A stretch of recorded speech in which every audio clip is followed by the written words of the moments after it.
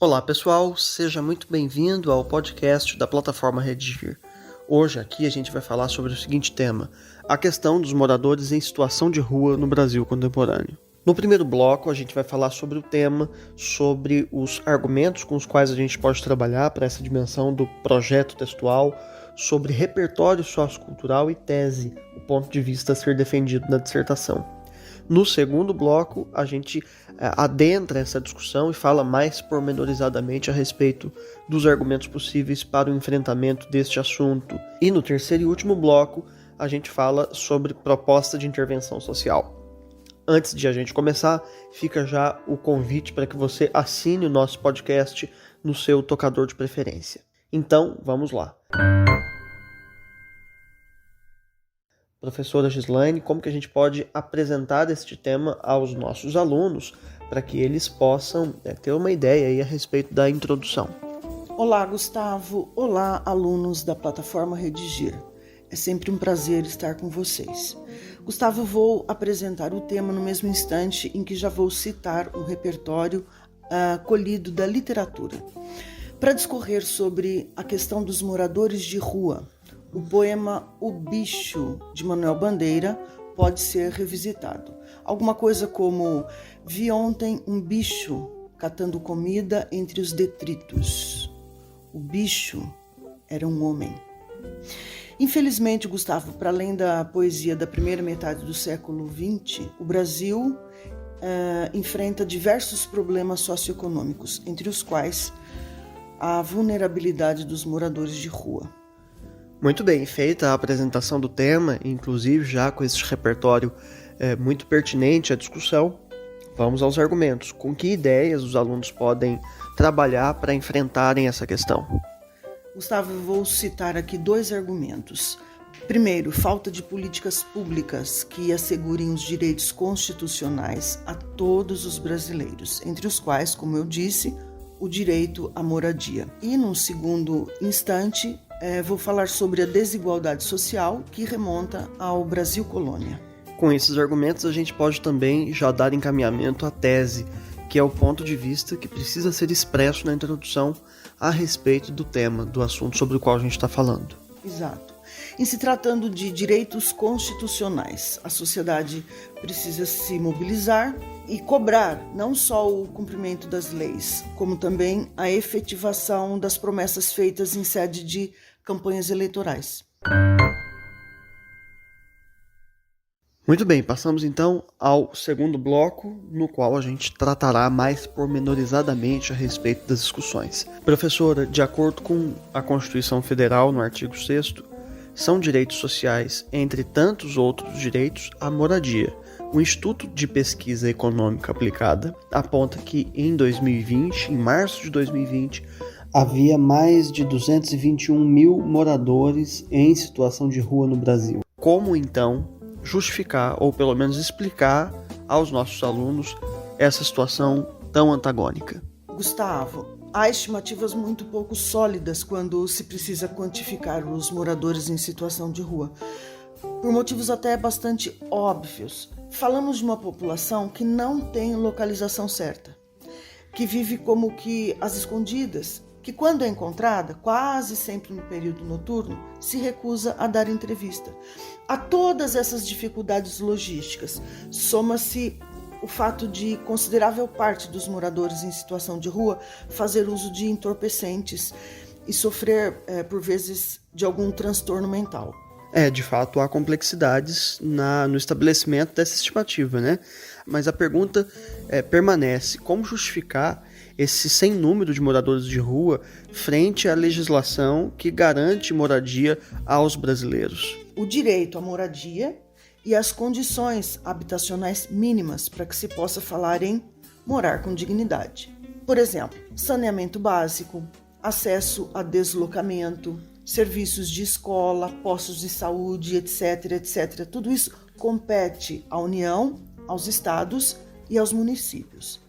Entretanto, quando se tem em vista o universo de moradores em situação de rua, percebe-se que o direito à moradia não passa de mera formalidade. Programas afirmativos governamentais para a aquisição da casa própria tendentes a reduzir o déficit habitacional a preços sociais, já não atendem à demanda. Segundo dados oficiais, o Brasil conta 14 milhões de desempregados, que não podem assumir nem sequer o preço social de um imóvel. E o receio de que esse número esteja subestimado ainda, né? Porque, enfim, as complexidades também desse recenseamento não são poucas. Números são sempre inconstantes. Os números, por vezes, são até escamoteados, mas o problema dos moradores em situação de rua, não. As crises econômicas prolongadas estimulam o aumento das pessoas desempregadas e das pessoas que ocupam calçadas, viadutos e praças.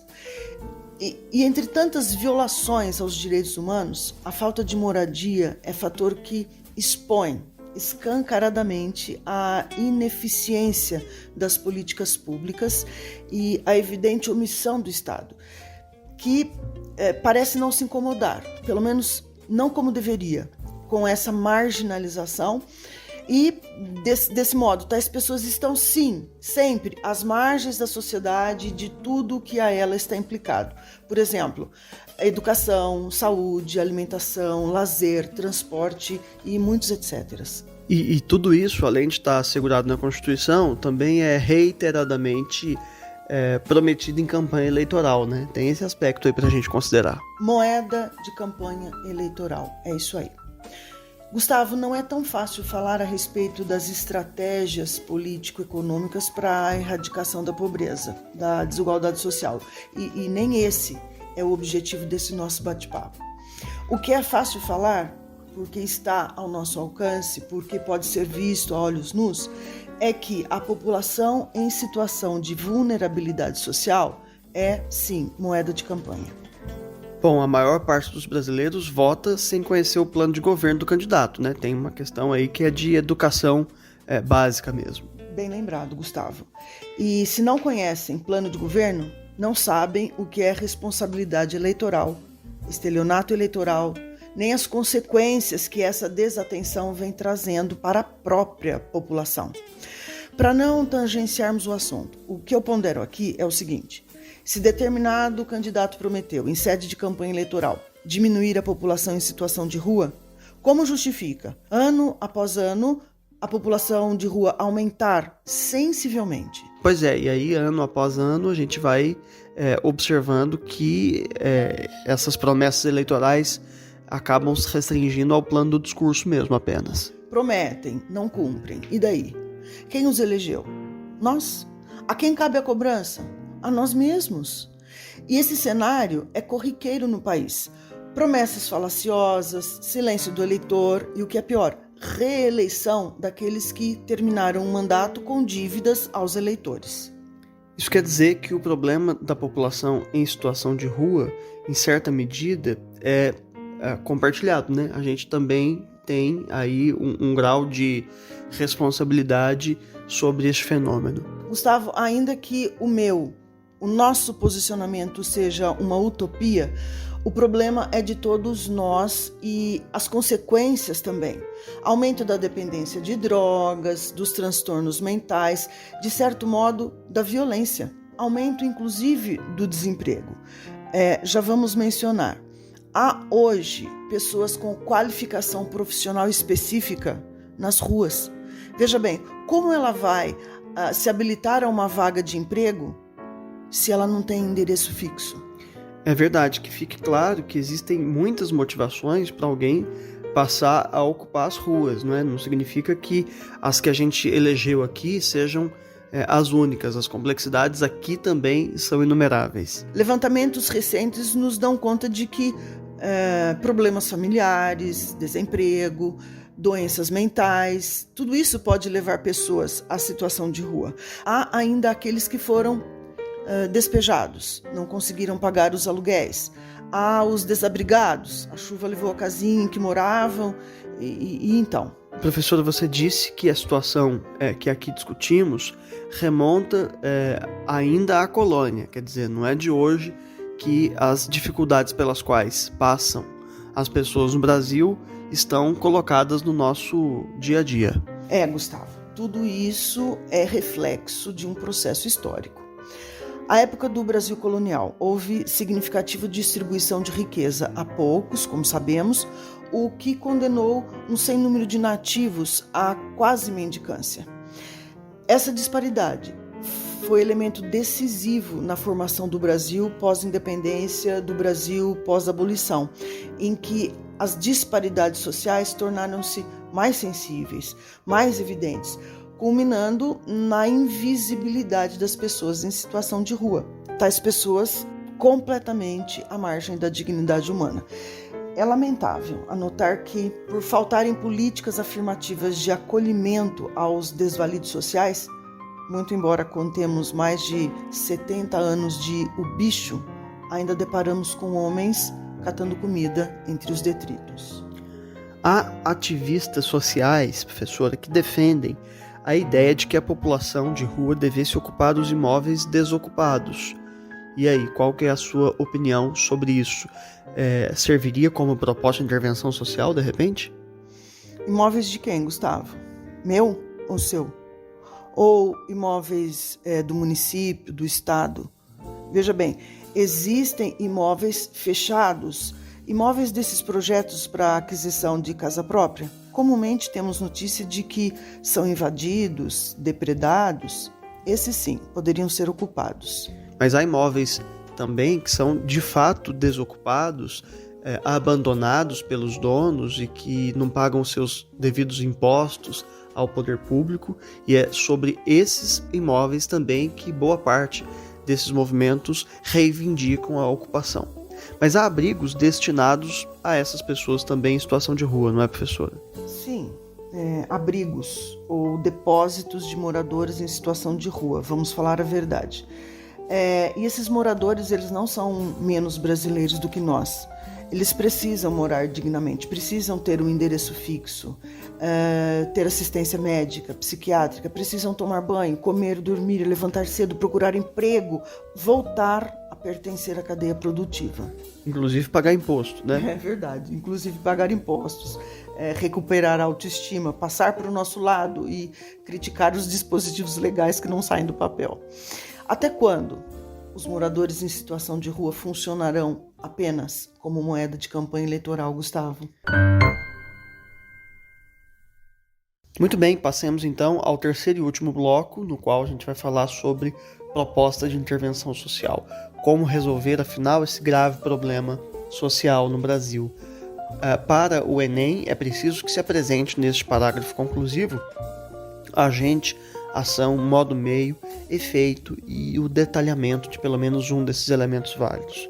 Então, vamos lá, professora, qual a sua indicação? Gustavo, eu vou ler a proposta de intervenção da minha dissertação sobre o tema. Portanto, para resolver a questão dos moradores em situação de rua, é preciso que os cidadãos brasileiros, os quais são, a um só tempo, contribuintes e eleitores, sejam mais engajados no processo político, a fim de não só escolherem, como também fiscalizarem melhor a atuação dos seus representantes. Haja vista o fato de que as casas legislativas competem apresentar, discutir e viabilizar projetos que contemplem o bem-estar de todos os brasileiros. Isso deve ser feito por meio da participação da sociedade civil em audiências públicas, ocasião em que também é possível apoiar ou contestar medidas ali apresentadas. É tempo de sociedade civil e poder público mobilizarem-se em favor dos moradores em situação de rua, a fim de que sejam inseridos em capítulos mais humanos e racionais da história do Brasil. Muito bem, professora, agradeço mais uma vez pela sua participação aqui com a gente. Ok, Gustavo, foi muito bom estar com vocês. Um abraço. Antes de me despedir, fica mais uma vez o convite para que você assine o nosso podcast no seu tocador de preferência.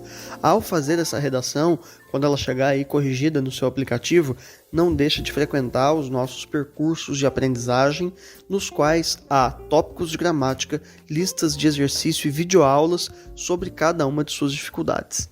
No site há também uma redação modelo sobre este tema, na qual você pode se inspirar. Então é isso aí, um abraço e até a próxima.